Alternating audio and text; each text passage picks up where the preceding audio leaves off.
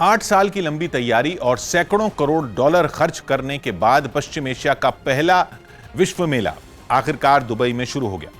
खास बात यह कि एक्सपो 2020 नाम के इस मेले में 190 से ज्यादा देश हिस्सा ले रहे हैं, जिनमें भारत भी शामिल है। असल में 6 महीने तक चलने वाला यह एक्सपो होना था पिछले साल, लेकिन कोरोना की वजह से इसे टाल दिया गया था।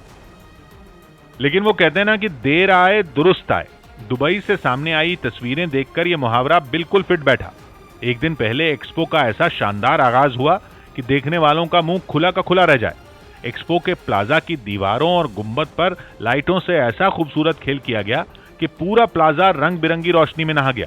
दुबई के विश्व मेले की झलक दिखाने के लिए प्लाजा की दीवारों पर पूरी दुनिया का नक्शा तक उकेर दिया गया।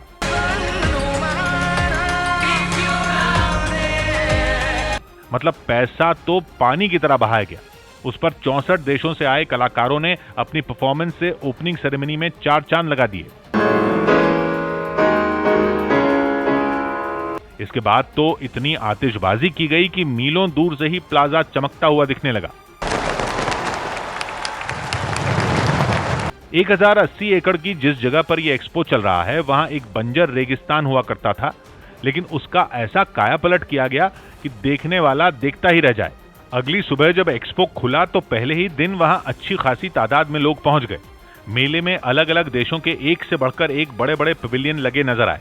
ऐसे पवेलियन जो अपने आप में शहरों की तरह दिखे। लेकिन इन पवेलियनों में भारत के पवेलियन ने खूब भीड़ खींची। उसे देखकर तो ऐसा लगा जैसे कोई विशाल इमारत ही खड़ी कर दी गई हो। पवेलियन के अंदर देश के पहले गृह मंत्री सरदार पटेल की बड़ी सी मूर्ति लगी दिखी। साथ ही पवेलियन में भारत के ऐतिहासिक मंदिर और सौर मंडल भी दिखाया गया। इतने बड़े मंच पर भारत की अगुवाई करने के लिए खुद केंद्रीय मंत्री पीयूष गोयल भी पहुंचे। बेशक ये मेला कोरोना काल में हो रहा है, लेकिन वहां कोरोना से बचाव के पूरे इंतजाम किए गए हैं। जैसे कि मेले में एंट्री सिर्फ नेगेटिव टेस्ट रिपोर्ट या फिर कोरोना वैक्सीन का सर्टिफिकेट दिखाने पर ही मिलेगी। वहीं इस विशाल विश्व मेले में लगे भारत के पवेलियन का उद्घाटन खुद प्रधानमंत्री ने वर्चुअली किया और इस मेले को ऐतिहासिक बताया। India is participating with one of the largest pavilions in this expo. I'm sure the expo will go a long way in further building our deep and historical relations with UAE.